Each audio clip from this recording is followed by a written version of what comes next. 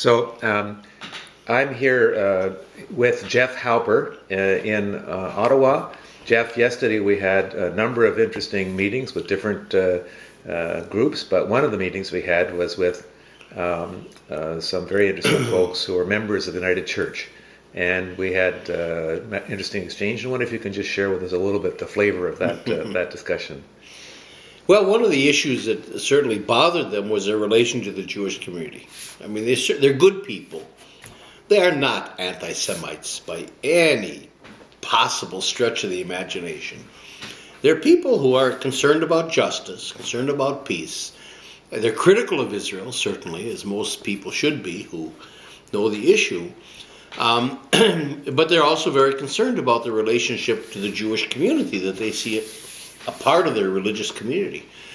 And the problem is, and I tried to explain this to them in a way, is that there's an element of bad faith here. Now, you were saying that they work together with the Jewish community on a whole range of issues like unemployment or homelessness or battered women or whatever, That's right. But that when it comes to the Israel question, it's different. They pull rank.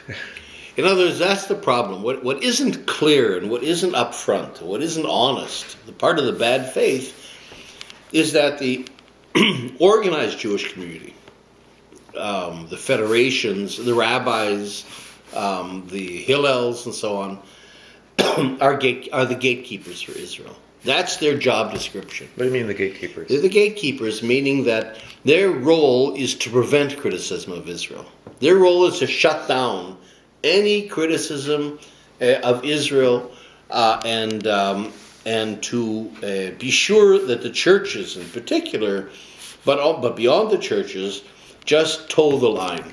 Now, just a minute. When you say their role, if I asked a liberal, a Reformed Jew here, would he, if he were honest, would he say that is my role, or he would say this is what I believe? If you would ask the head of, I don't know if you have in Canada, the Federation, right, what the Jewish community organization, I think they would say that yes, part of our job is to be gatekeepers for Israel, to protect Israel, to defend Israel. If you ask rabbis, I think they're much more, a little bit more nuanced. I think, first of all, they believe what they're not very critical.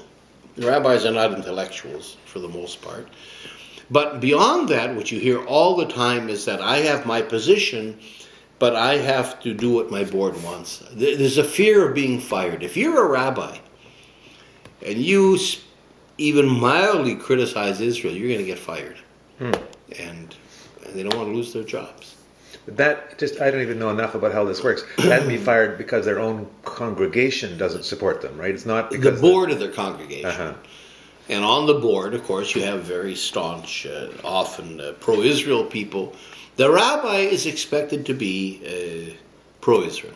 So what kind of advice can you give to United Church people who are involved with very good progressive Jews in a range of organizations, and then when the issue of, for example, the United Church taking a position on the settlements comes up, they get strongly attacked, and they're basically being, if not said openly, implicitly, you're being anti-Semitic. What attitude should they take towards that?